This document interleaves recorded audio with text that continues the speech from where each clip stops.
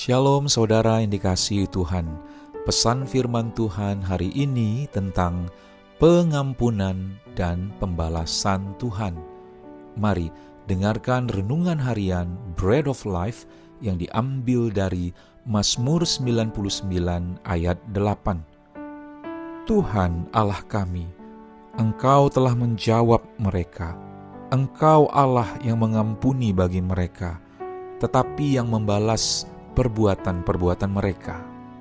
Salah satu karakter dari Allah adalah panjang sabar dan penuh belas kasih. Kesabaran dan kasih Allah inilah yang membuat Dia mau mengampuni manusia, mengampuni umat pilihannya bangsa Israel. Tetapi di balik dari pengampunan yang Tuhan berikan kepada umatnya, Tuhan tak mengubah ketetapannya, yaitu mereka yang berbuat jahat dan dosa harus menanggung akibat perbuatan mereka.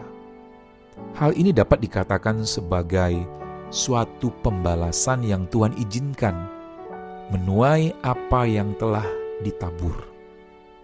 Jika kita membaca dari kitab Perjanjian Lama, kita dapat menemukan hal-hal yang mengerikan. Apa yang harus ditanggung oleh mereka yang telah melanggar hukum atau perintah Tuhan. Suatu penderitaan, bahkan dimusnahkan dari bumi ini. Karena itulah ketetapan dari Tuhan.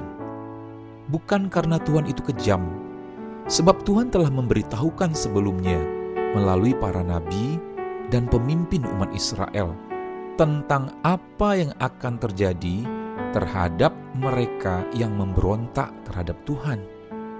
Semua peristiwa pada masa Perjanjian Lama adalah suatu peringatan bagi kita yang hidup pada masa Perjanjian Baru ini. Peringatan supaya kita tidak menyia-nyiakan kasih karunia yang telah Tuhan berikan, yaitu pengampunan melalui Tuhan Yesus Kristus, supaya kita hidup sungguh-sungguh pada Tuhan. Tuhan Yesus memberikan suatu gambaran.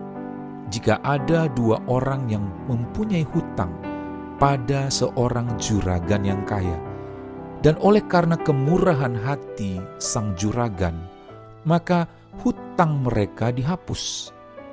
Tentu orang yang berhutang paling banyak adalah orang yang sangat berterima kasih, dan ia akan menaruh rasa hormat lebih banyak kepada juragan yang telah menebus hutangnya.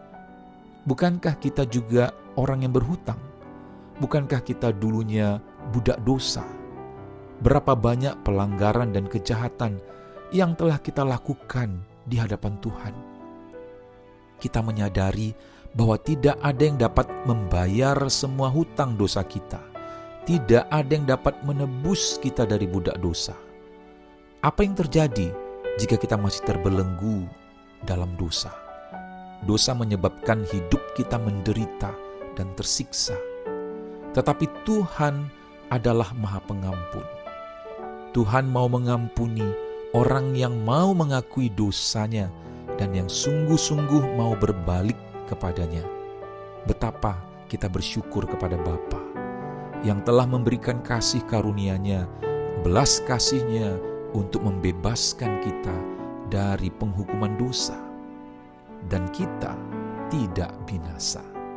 Namun masa sekarang ini, jika kita berbuat salah dan kita pun mengalami dampak akibat dari kesalahan itu, Tuhan izinkan hal itu terjadi sebagai suatu peringatan, agar kita berjaga-jaga dan tidak kembali jatuh ke dalam lubang yang sama.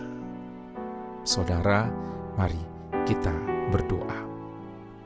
Bapa, kami mengucap syukur karena Engkau memberikan kasih karunia, kesempatan kepada kami.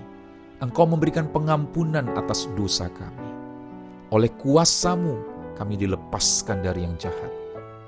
Roh Kudus, mampukan kami untuk hidup takut akan Tuhan dan menghormati kekudusan-Mu, ya Bapa. Dalam nama Tuhan Yesus, kami berdoa. Amin.